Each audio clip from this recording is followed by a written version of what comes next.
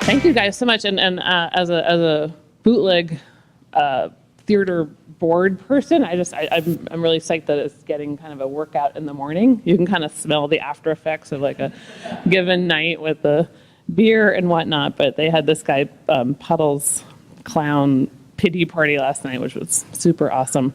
Anyhow, so this is a funny format. I've never done the 20-minute shtick, so I just have like a couple projects to talk about, but I was also going to just talk about some general ideas that are like informing maybe how we think about architecture right now. This is this motto that we have in the office. It came out of like one of those weekend thinking about, mottos, I guess, experience, but it's a kind of a hybrid of two concepts. One's maybe the what's known as art is making strange, which is kind of derived from a Russian formalist concept in the 20s, and that's that basic technique of defamiliarization, which probably a lot of you guys are familiar with as a creative technique, but it's kind of conjoined with the situationist idea of sort of everyday life being the place to kind of have transgressive or transformative moments. And so for me anyhow, the kind of stuff that you build as an architect often is fairly quotidian, like a coffee shop or a pizza place or diner. But I think all those kinds of projects, like almost the more banal the program, the more opportunities you have to kind of have a defamiliarization and basically adding a whole bunch of extra stuff that maybe doesn't have that much to do with the function, but has to do with this kind of larger sense of like who we are in the city. So like Intelligentsia this is a long time ago now, Intelligentsia, but when we first got that project, there wasn't really coffee culture happening yet the way it is now. And the big thing that was really interesting was that the barista had this whole new role. Again, this is 8 years ago, 10 years ago, but that it was almost like a puppet show, like the kind of preparation in front of like the interaction between the user and the barista was very theatrical. And at the time, all coffee shops had that weird, it was kind of a code related thing, but like that high thing, like at Starbucks, you have to like, there's a guy behind there and he's probably just plugging in a fake capsule of something anyhow. But this was really, so our idea was like, well, let's bring this all down to like this level where it's almost more like a, this kind of interactive surface. And that sort of making that like almost a three-sided theater was kind of the concept. But then in addition to add pressure to that that line, that surface, that threshold, was to have these two different design ideas. One is sort of like a Donald Juddian minimalist plywood box, signifying, minimalist, kind of an art concept about making stuff, maybe early Frank Gehry. And then the other side was this almost ambiguously old, new, is it Istanbul, is it Nicaragua, like kind of tile thing that helped in a way tie it to the street because it goes all the way out to the street. And it became a kind of a surface that that really animated. But there's, the kind of tension between the two is sort of what was informing that. And then again, you're not really supposed to notice any of that particularly. It's just kind of like all this extra stuff that's going on, which I think adds like some ephemeral value. Here's another. We did the pizza place, kind of rethought this old Shakey's pizza that we completely transformed in Mar Vista, and the Beechwood Cafe, which was this really cute old cafe that had been around. I used to go there in the 80s. And it was we wanted to not ruin its country nature, but it kind of went into some weird spins with like Jeff McFetters had done this crazy like psychedelic wallpaper that looked almost like country kitchen wallpaper, but was actually psychedelic, stuff like that. So we sort of, and we created those tiles. Like after we got into tiles, we started to realize that you could make your own tiles. So that was sort of like my Fiorucci country tile. Anyhow, so, am I missing a slide here? Hold a second. Yeah, back. Okay. So, other concept. This is very highfalutin sounding, all this situation, but sunshine smog. So I think that this is something that has come to me to be very clear that as an LA creative, you're dealing in this sort of spectrum of light to dark all the time. And I used to think that these were in opposition. You had to like choose that you were like sunny modernism, sunshine LA. That to me is like the language of high modernism, of case study houses, of Sister Karita or Deborah Sussman's, graphics. It's almost like what's really celebrated, say, at Palm Springs Modernism Week, like a kind of a almost historical idea of like freedom and sunshine. But what I also have always loved in LA is the noir, the smog, I think you could call it, which is like the Raymond Pettibone drawings or the NW gangster rap or film noir, and that is that kind of dual strain, which I really think for us is like this sort of AC/DC current of creativity that we get to feed off of. Here's a project which we hoped to feed off of that. This is this thing called the Silent Disco, which was an installation at SCI-Arc 2011, I think, and in it, I was really hoping to like comment on and participate in the kind of current dialogues of architecture, but also make something that was a little more like a user-related project. So as an installation at an architecture school, the idea was that it was going to be this place to hang out while you're in architecture school to get away from your computer, because as you know, that's where people hang out, at their computer. So, but in order to do that on a low budget, I was like, well, let's see if we can start to exploit this thing, which we've been looking at a lot, which is razzle dazzle. I'm sure this crowd is quite familiar with this concept, but it's a camouflage that operates on an idea of like the visual perception of form rather than actual form. So like that hull that appears to be coming out at us is painted hull. It's creating optical illusion. I think it's really a great possibility for us all to like be able to exploit not just physical forms that are literal shapes, but also things that appear to be shapes, and that you can kind of get all this extra value, this surplus value out of exploiting that possibility. So this is a drawing of the kind of perspectival stuff that we were working on, just using those razzle-dazzle concepts from World War I camouflage. But really this project had a couple other things going on. This on the right is one of your average contemporary architecture polyhedrons, and this is the unpacking of it through Pepicora, the packaging software. And so our idea was to, rather than just doing that form, that is the polyhedron, that we would sort of do it would be like a model of a polyhedron unfolded in this space. And what that did is it gave us this possibility of two kinds of spaces. One of them was the main floor, let's call it the dance floor, because it's a disco, and then all these other spaces that were behind it that were like kind of like where the packaging would unwrap, against the walls. This is the opening. So it, in addition to, let's say, the rough hewn plywood, made almost like a set, like kind of wood framed structure, all those pieces of plywood were also routered, and then there's all this laser cut mirror that's embedded in it. We used the mirror layer was kind of like the second layer on top of the razzle dazzle to basically create this inside out disco ball. And then we had a laser show and a fog machine and some DJs. And then this is like the spatial quality in there. So this is sort of the main dance floor portion. But this is also what was going on. We made these little beds and stuff in the back. So the idea is like students at 2 a.m, could plug in. We had a very easy like iPod interface with speakers built in, so you could just turn it into a disco anytime you wanted. And then you could have, you could take a nap back there. Everything was done in a kind of pink fluorescent light, so kind of seedy, intentionally seedy, let's just say that. And you had this sort of duality of space. Anyhow. So that was that project, which kind of like we don't usually get to do so non-function related projects. So this I'm very fond of as like a place that really let us kind of get into this bigger exploration of the graphic and how it interacts with architecture. The other project I wanted to show you guys is something that we just finished. That's the headquarters for Beats by Dre headphones, which is now owned by Apple.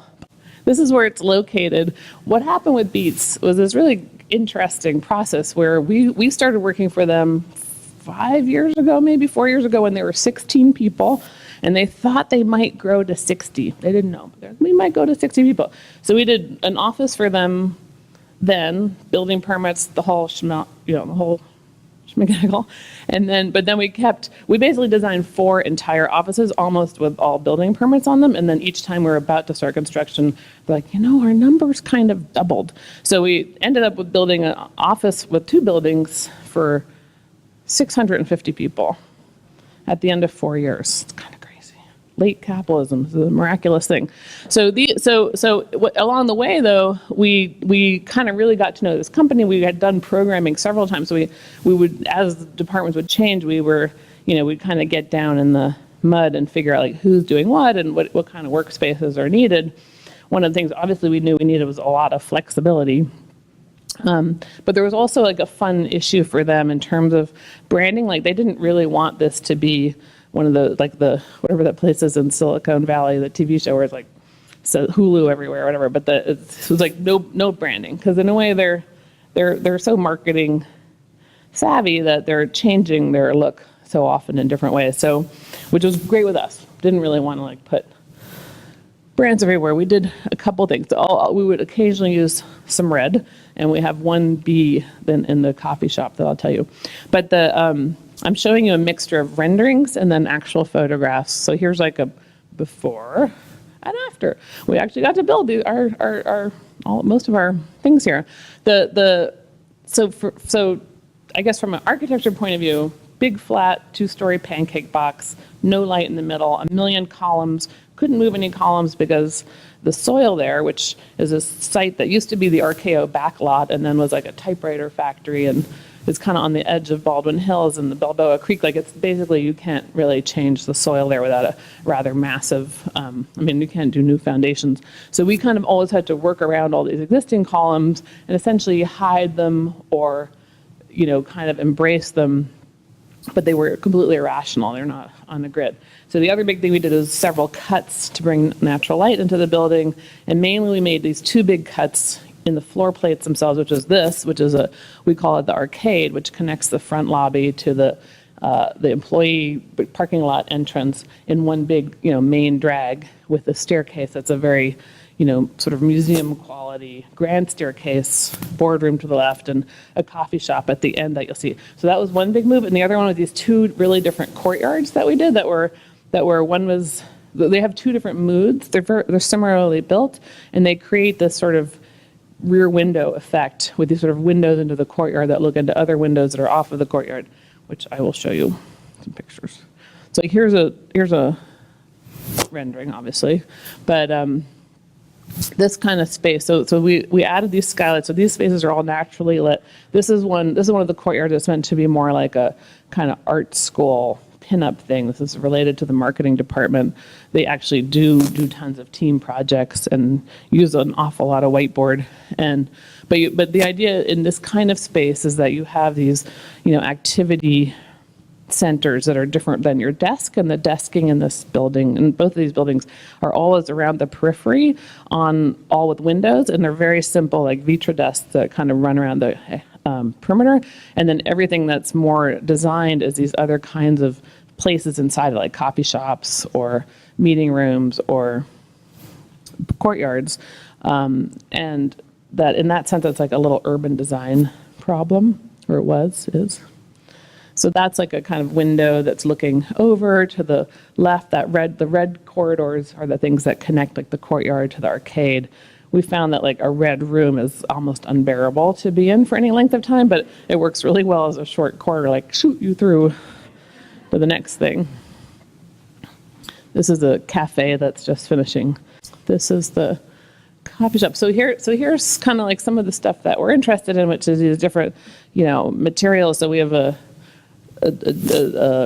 mirrored stainless steel wall that acts as a giant mirror to the staircase, and then this is a corridor that goes through to one of the courtyards, and then this long coffee shop, which is right where the employee entrance is, and it's really intended to be one of the primary gathering points for all the different groups that work. There's a lot of departments, and that's that coffee shop seen from the balcony above.